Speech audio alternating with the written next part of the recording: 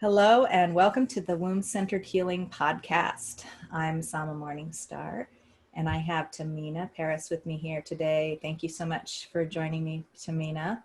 Tamina is the founder of Pussy Church, which I'll let you share more about that, but I was so fascinated. There's a couple of people that I know that are involved in that and made me want to talk with you more about it.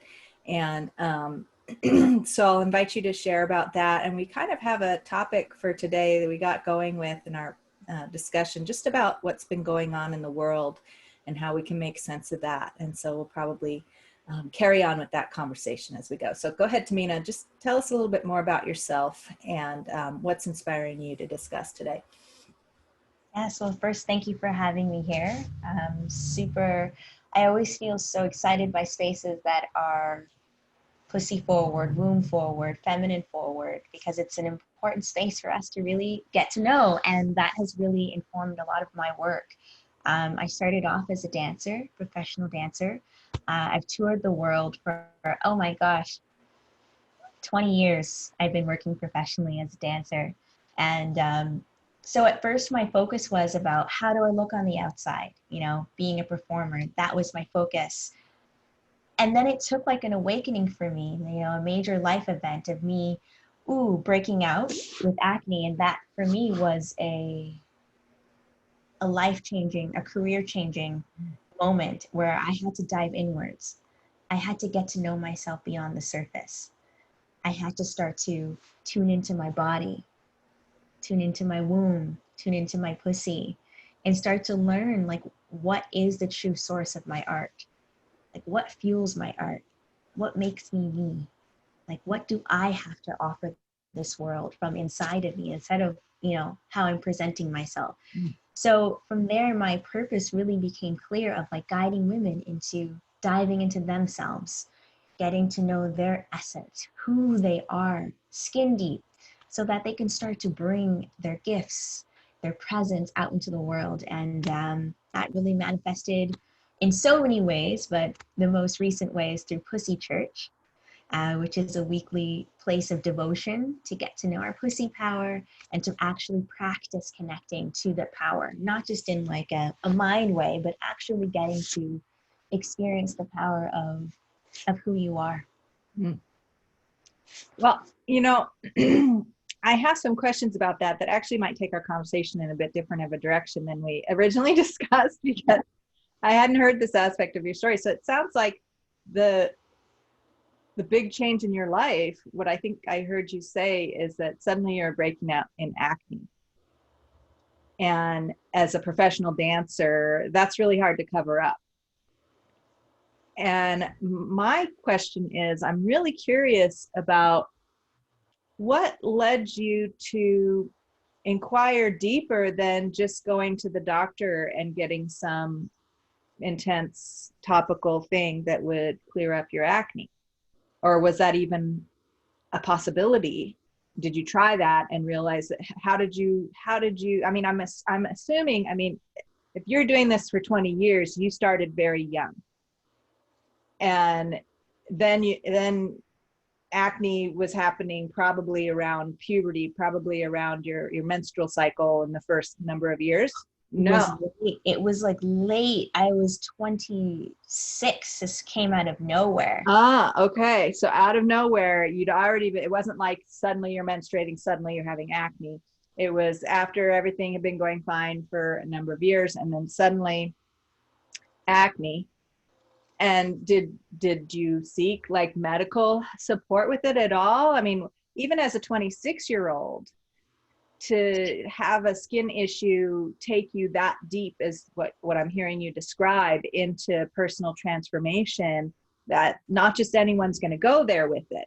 Some people struggle for many, many years with medical treatments, this and that, natural treatments, this and that, and they're still just sort of topically trying to address it before realizing they need to connect with something deeper, and so I'm curious about that journey for you.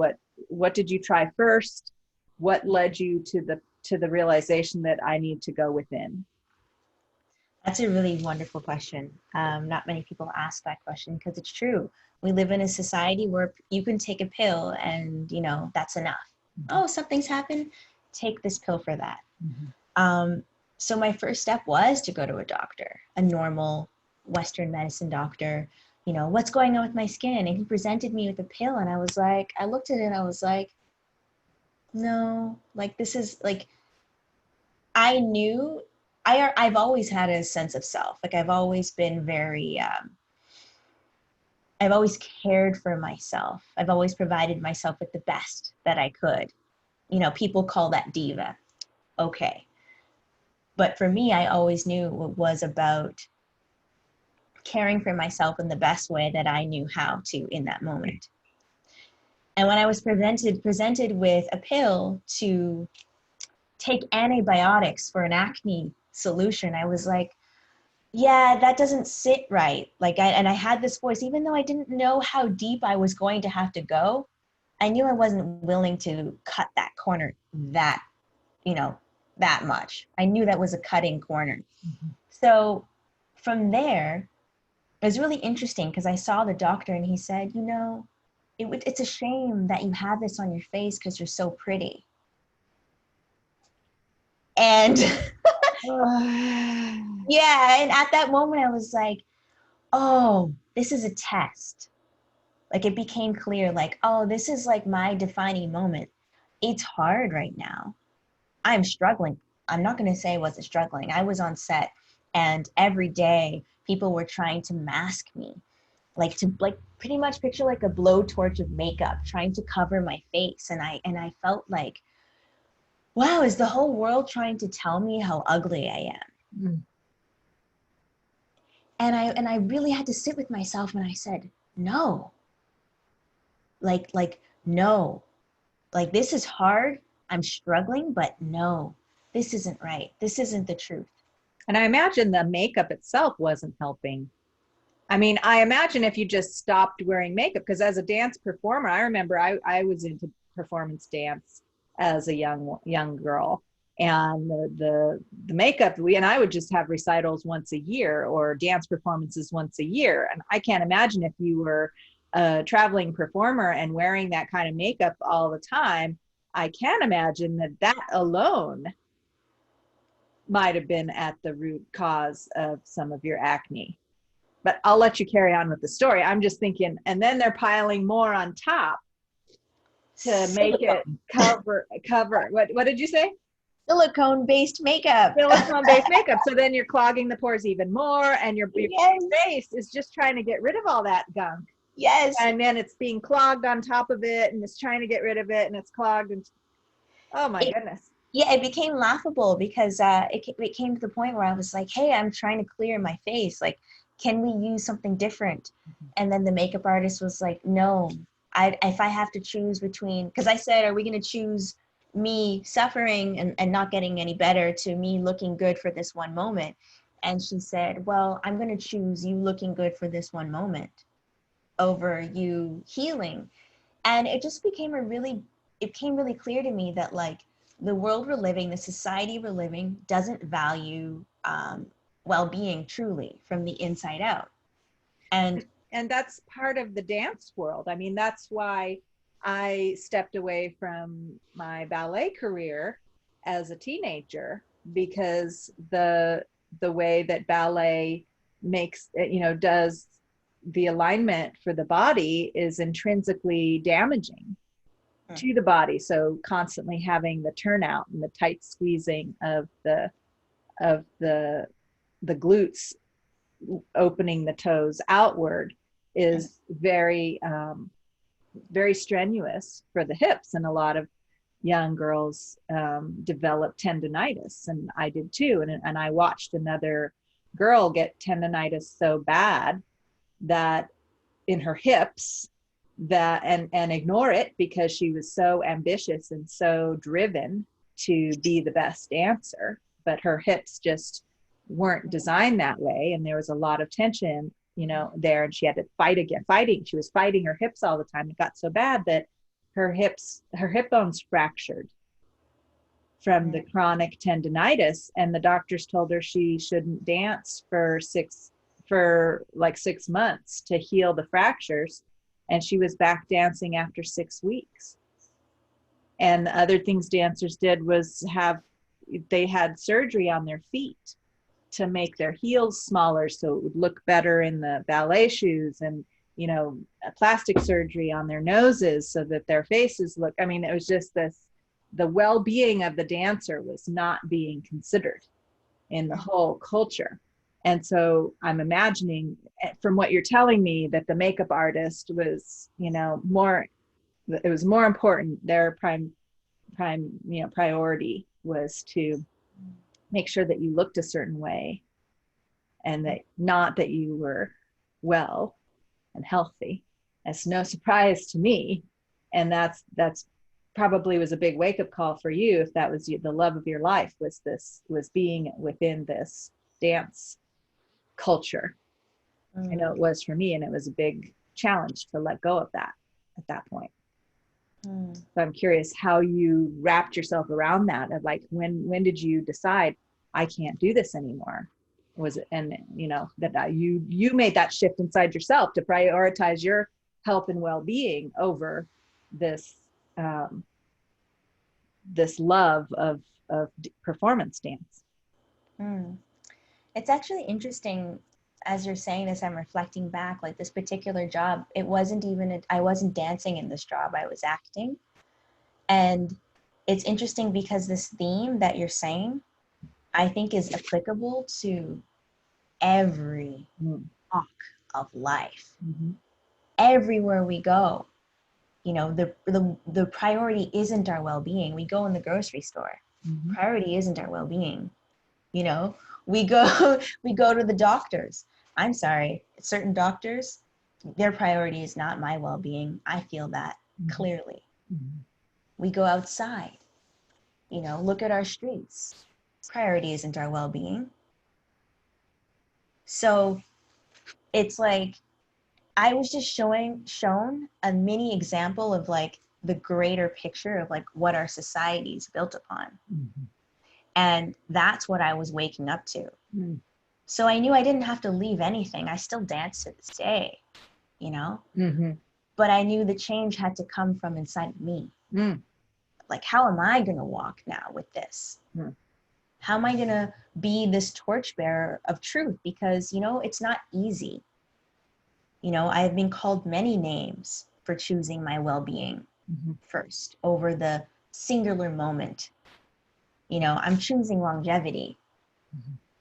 And not many people can appreciate that, because unfortunately they haven't found that within themselves. So they get angry and they blame and judge the person in front of them who has found this place and who is living from this place. And this is my perpetual question, is what is it in you, and perhaps in me, that when faced with this situation said, I'm choosing my own well-being despite all of the pressure, perhaps even from your close loved ones, but certainly from your peers and from, the wider circle of, and all the media influences and all that were saying, no, that's not important.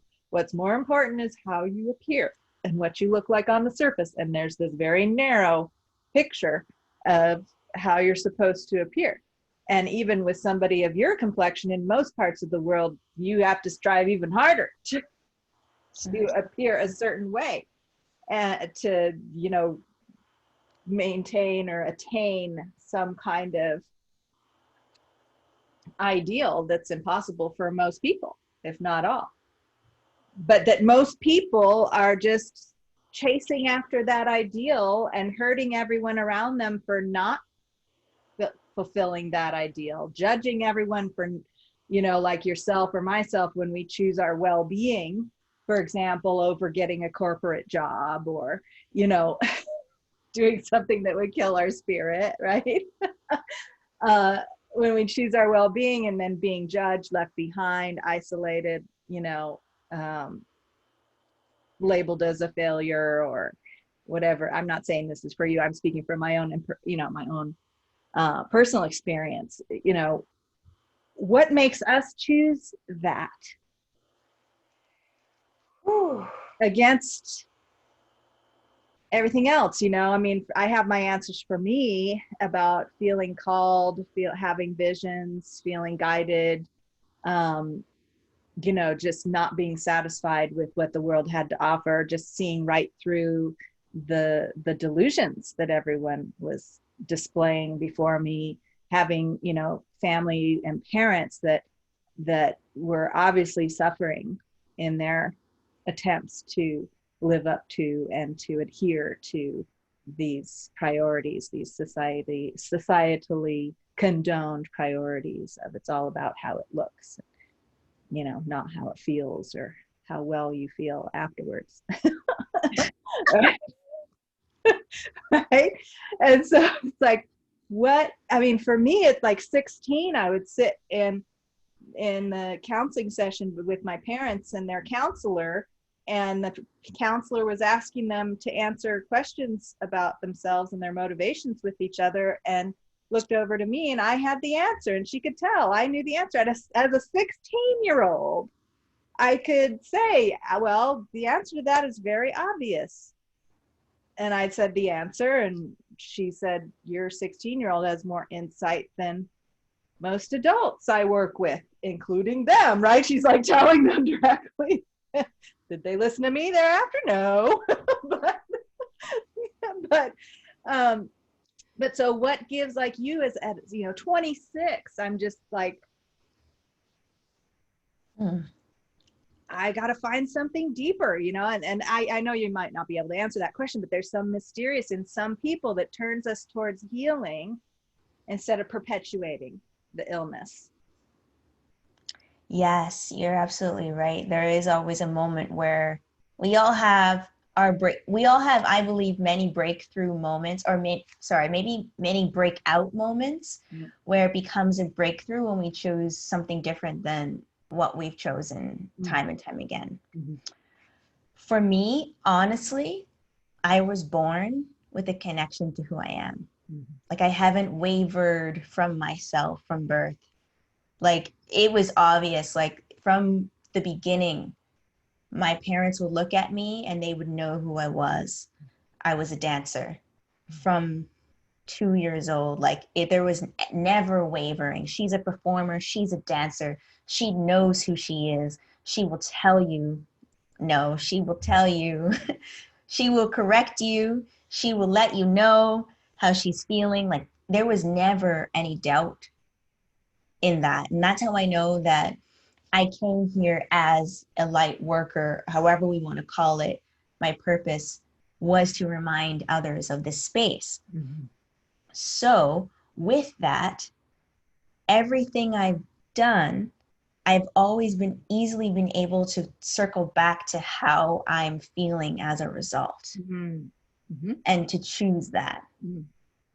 So at first, putting on makeup for a show, I didn't feel bad about that. That was fine. That was fun. Until it wasn't anymore.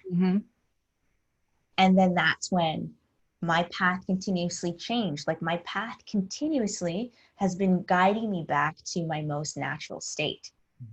Every choice, every decision, because in order to feel good, I needed to come back to myself and back to the earth, back to the land as much as possible. It's been like this, like, circling and descending with each action.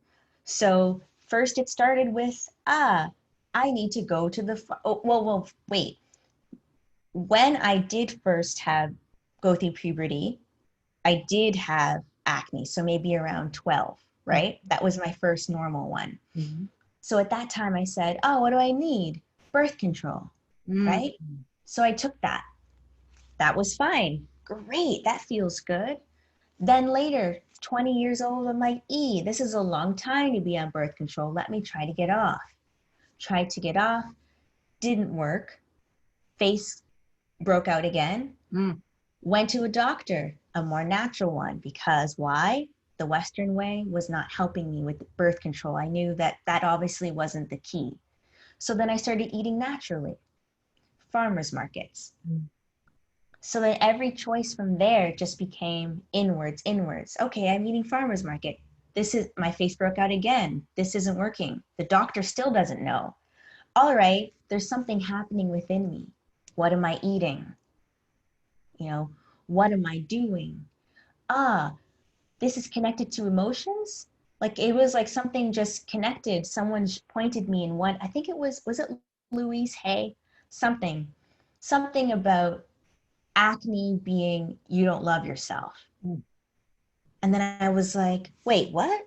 Of course I love myself. I Mm. care about me. I choose myself in everything. And then I was just forced to keep looking. Do I love myself?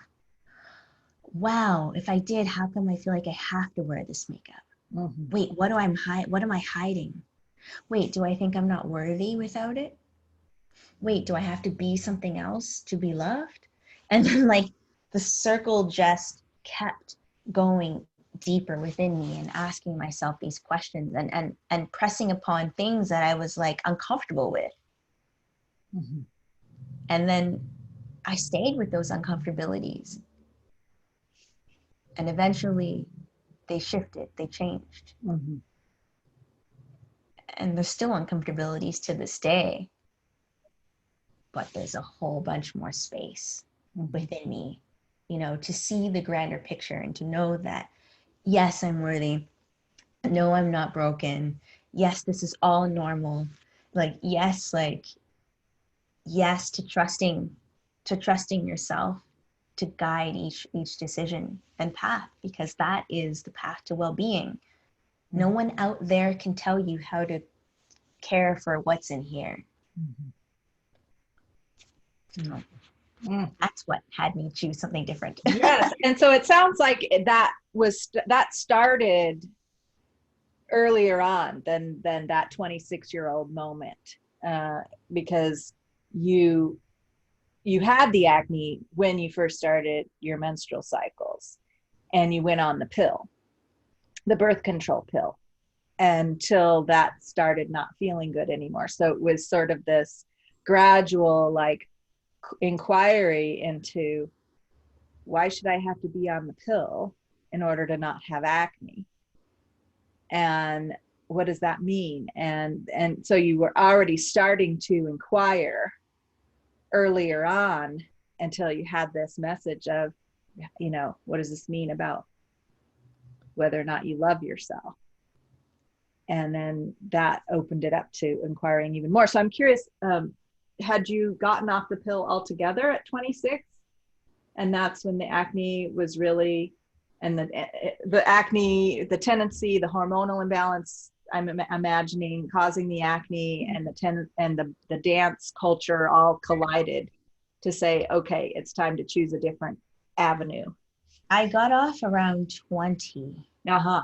So I had like a number of years where I was fine. Ah. And then all of a sudden, it just like worse than it's ever been, even when I had puberty. Like this was a different type of acne. Huh. Like it was like cystic. It hurt like my entire face. And was it constant, or was it at certain times in your cycle? Constant. Uh-huh. Yeah. And so you'd already been changing your diet some. You already been looking at loving yourself in new and different ways than you hadn't done before. Had you already started that? Before the acne blew up? Yeah. No. No. Not the loving self. No. Uh-huh. After the acne blew up, that's when it went to that next level. Yes. Uh-huh. So you'd changed your diet, you'd done some of these, you were able to get off the pill without the acne blowing up. 6 years later, boom, it says, okay, now you got to address the emotional, spiritual side of it. Exactly. So it was taking you deeper in increments. like, okay, let's get your diet cleared up. Okay, let's, you know, whoever our soul guides or soul helpers that help us along this journey. I mean, that, at a certain point, that's what I feel that one of the distinctions, or, you know, is that we're having support on our journey. You know, we've got a mission, we've got ancestral guidance, we've got spirit guidance, perhaps, you know, there's like there's a collaborative feeling. I'm not just alone in some of this and in these choices. And because if we were just alone, how difficult would it be? I think that's why many people don't choose differently than what society, you know, places before us as the path that everyone takes, right?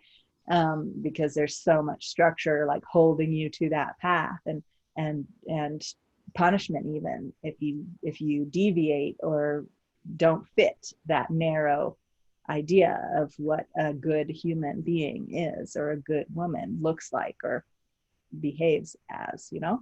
And so those of us who choose differently, we've got to have like some support, you know.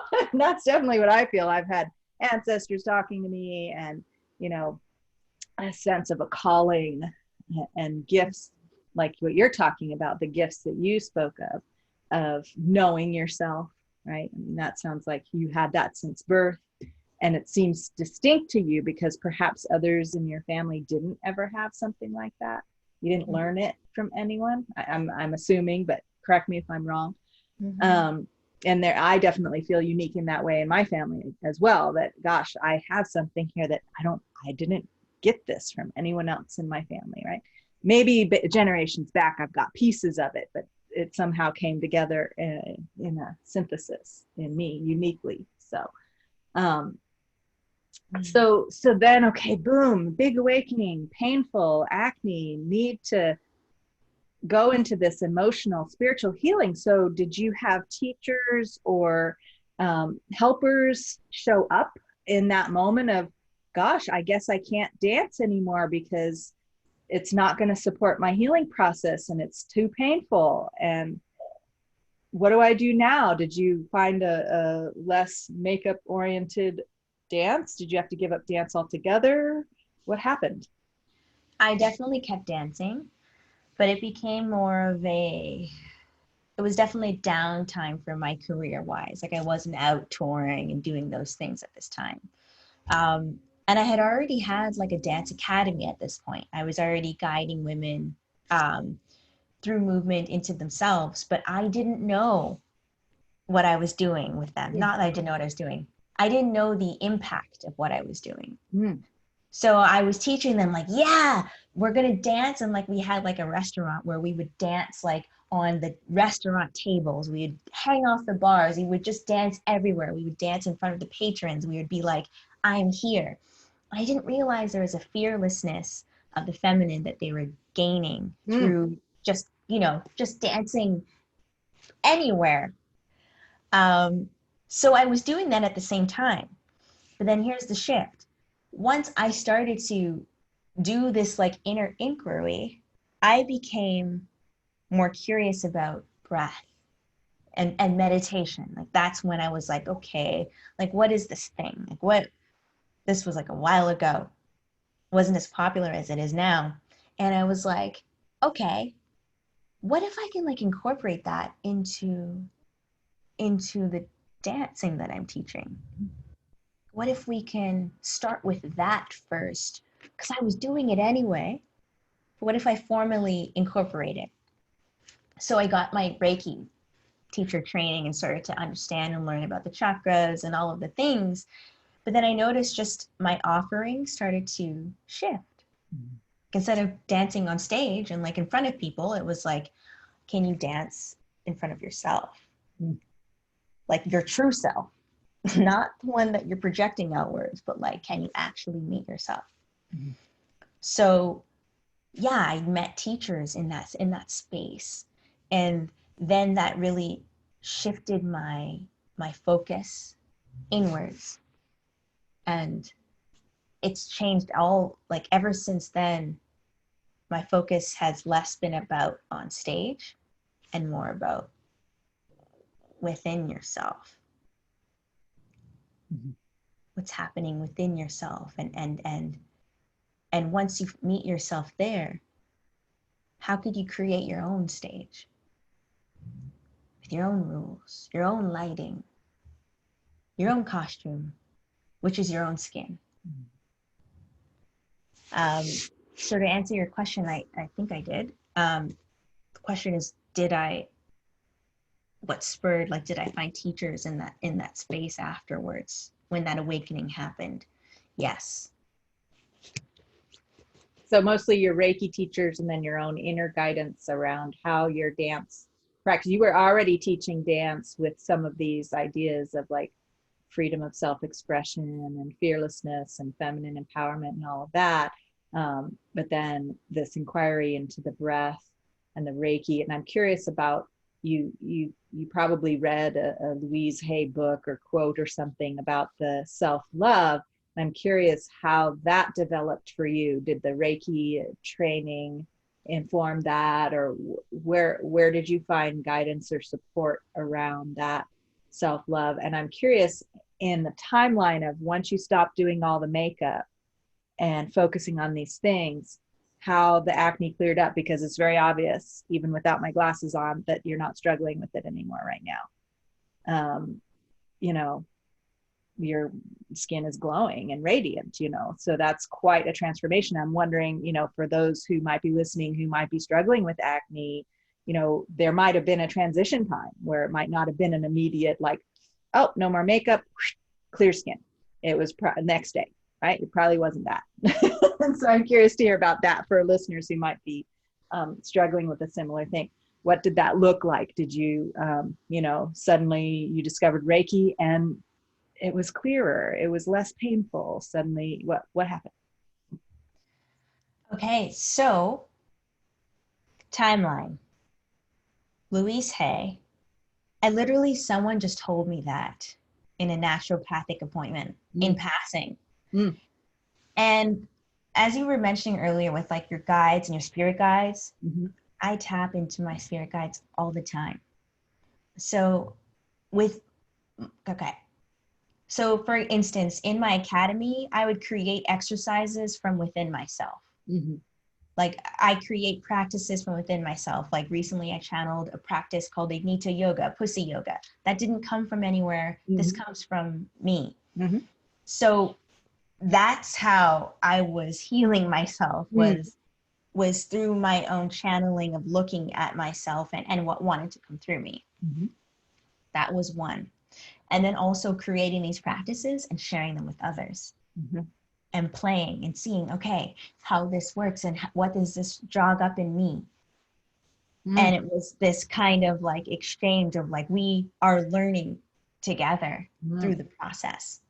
So it sounds like dance was central to that learning to love yourself, but dancing for you. And beautiful. So you didn't just say, okay, no more dancing. You said, I love dance. I just can't do the makeup, the performance part. So you were able to say, okay, no more makeup, no more doing it for others. Yes. And what it looks like. Okay. I'm so glad you were able to like not throw the baby out with the bathwater though, and to say, but I'm not giving up dance, no way, no how. And I'm going to dance for me. And that's going to be my vehicle for healing this. And I can just imagine those like pimples like falling off as you're dancing. I'm sure it didn't happen that way, but I can have a fantasy. Okay. No, but literally, no, it literally happened that way. Like I started to glow from the inside out. Like it started like here, like I had all the pimples and all of a sudden around my eyes, you could see it was like new skin. Like, it literally, I started to glow from the inside out. And then I attracted a lovely partner into my life. And he has been a lovely reflection for me. And we've continued that process of like looking, kept looking at myself, like, where am I hiding? Where do I not feel worthy enough? Can I practice showing up? Because I learned how to show up to myself, like with dance. I used dance to heal me. I did that. But then it was like, can I show up in front of another in an intimate setting, in a relationship? can I actually reveal myself? And it was through this revealing, this gradual peeling off of layers, again, more of myself started to come through. Like I started to shine more. I started to actually love myself and allow myself to be loved. That was huge. I And didn't. so by then, was the acne pretty much cleared up by then, by when this relationship started, or did it continue to clear up as you explored this being with another? It continued to clear up as I was exploring being with another. Mm-hmm. So he didn't see my acne, which is weird. He didn't see it, like literally, he couldn't see it, or No, he just did. He just didn't notice it that much. he didn't notice it. Uh-huh. Were you covering it up at that point with any makeup or anything? No, he just didn't notice it. Found a good one. Found a good one. He was seeing me. And actually I met him in one of my dance classes that I was teaching from the inside out. So I just kept doing what I loved. And I made sure it was a place that was loving for me as well. So if we were to look at the timeline, I would have to say it took around 4 years to completely clear my acne. And it was a gradual, it wasn't a pop pill and done. It wasn't I'm doing Reiki and it's done. It was a continuous like peeling off of the layers of like an onion, you know, like you find something else, then you go deeper, something else, go deeper. I also, oh my gosh, I can't believe I almost forgot. One of the key elements to supporting my journey as well was working with a medical medium. A medical intuitive who can scan and see what's happening in the body that sometimes Western medicine doesn't recognize. So and so did you have one-to-one sessions with him? With her, yes, I did.